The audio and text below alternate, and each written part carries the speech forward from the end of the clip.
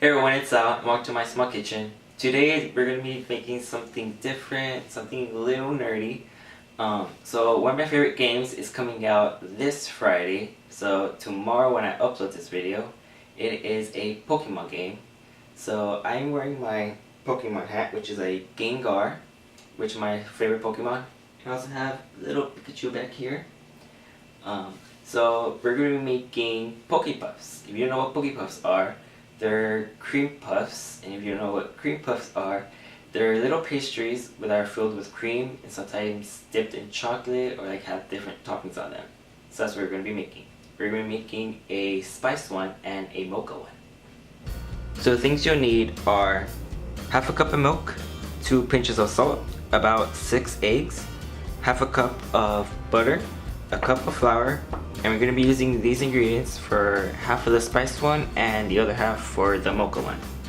So for the spiced one, you're going to need 1/4 of a cup of water, 1 tablespoon plus 1 teaspoon of dark cocoa powder, and for the mocha one, you're going to need 2 tablespoons of coffee, 2 tablespoons of water, and 1 tablespoon plus 1 teaspoon of light cocoa powder.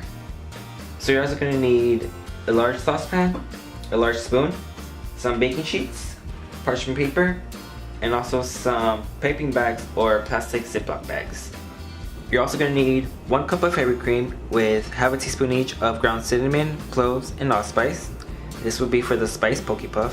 Now for the mocha Pokepuff, you're going to need 1 cup of heavy cream with 1 teaspoon of ground coffee.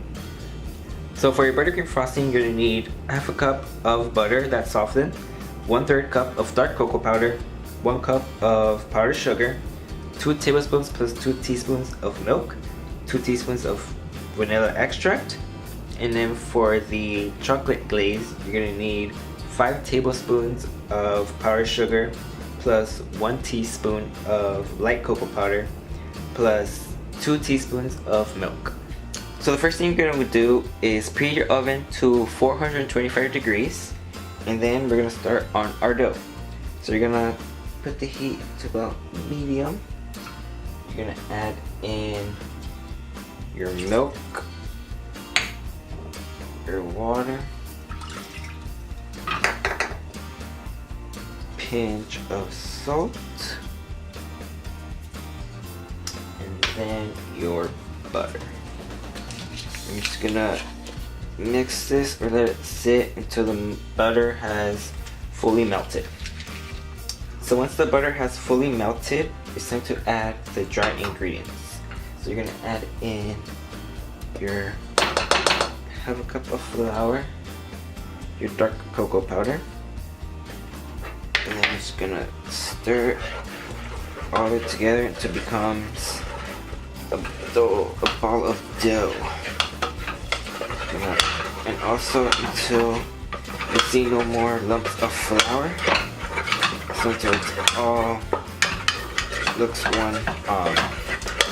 one color. So once it's all combined, next thing you're going to do is turn off the heat, and then you're going to mix the dough until you see no more steam coming out. You're going to keep mixing rigorously until it's cooled off, because we're going to be adding the eggs next, and you don't want the eggs to be cooked. So once no more steam starts coming out, you're going to want to start adding your eggs one at a time. So you're going to add 1 egg, and then you're going to mix it up, and then it'll take a while for it to combine together. Just keep mixing until it does.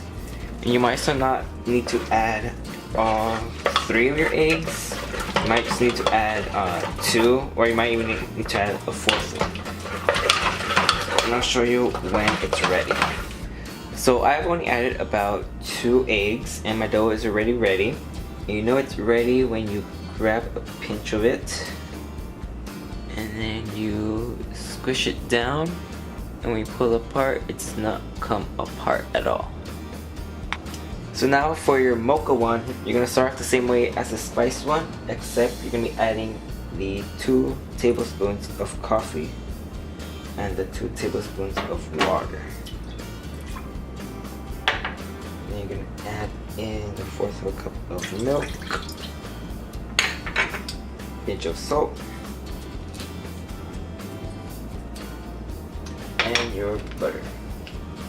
And again, you're just gonna let this sit or stir it until the butter melts. So once the butter has melted, it's time to add the dry ingredients. So you're gonna add in your light cocoa powder and your flour. Then you're gonna stir this up until it becomes a ball of dough again, like in the spice one. So an easier way to cool off the dough faster is putting it in a stand mixer or using a hand mixer also. It actually speeds up the process of getting the steam out so you can put your eggs in quicker.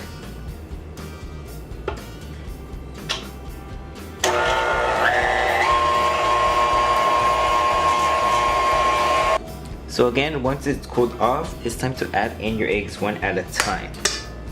So you're gonna add it in one at a time and then mix it.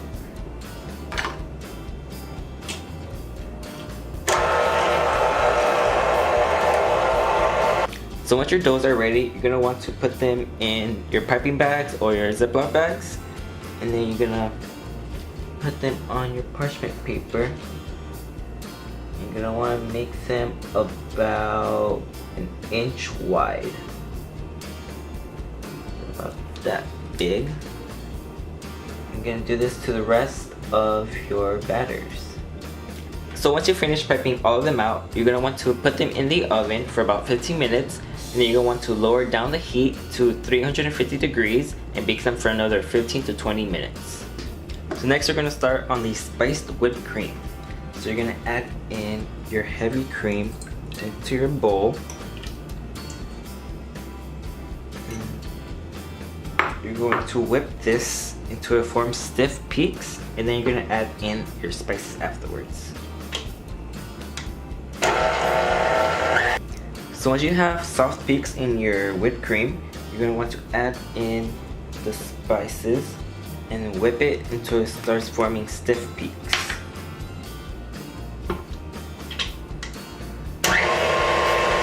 So for your coffee whipped cream, you're gonna do the same thing as you did with the spice whipped cream.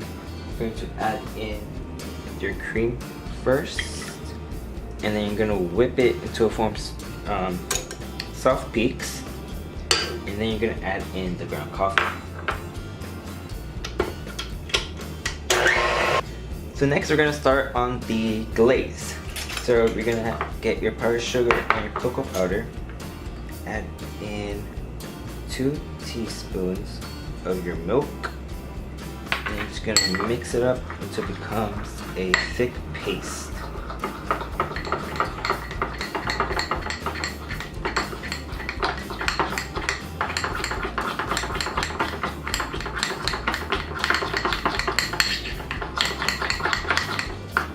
Should look a little something like this. So now we're gonna start on the buttercream frosting. You're gonna add in your softened butter into the bowl, and you're gonna cream this until it is nice and fluffy. So once the butter has become nice and fluffy, you're gonna add in your cocoa powder and your powdered sugar, and you're gonna combine this until it's all formed together.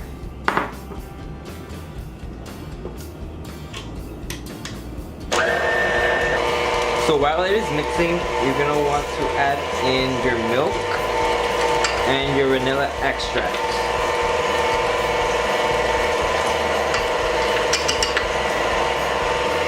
So I let my Pokepuffs cool down. Now with the toothpick on the bottom, I'm going to make a small hole big enough until the piping bag fits in so I can fill it, and also move it all around to the case it's not empty. They should be empty, but it's not, just in case. So now you're gonna get your whipped cream, put it in the hole, and then just stuff it until it just starts to come out of the hole.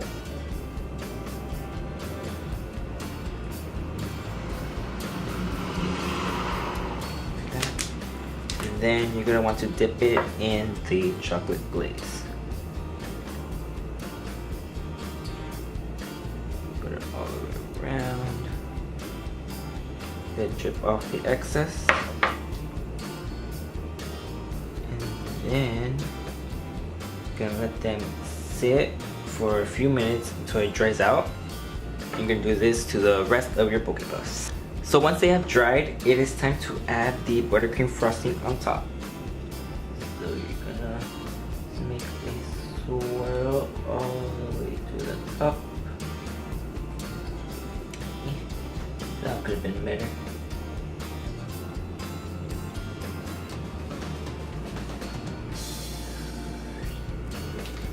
You're gonna do this to the rest of your cupcakes.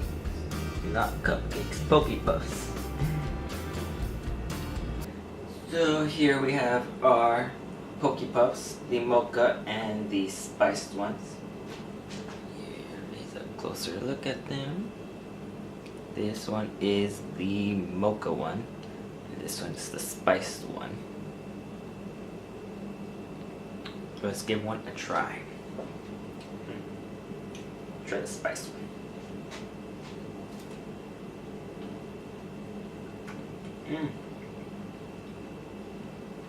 Really good. These all the spices in there from whipped cream.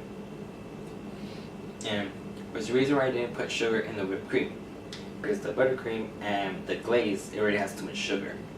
So everything just balances out and it is delicious.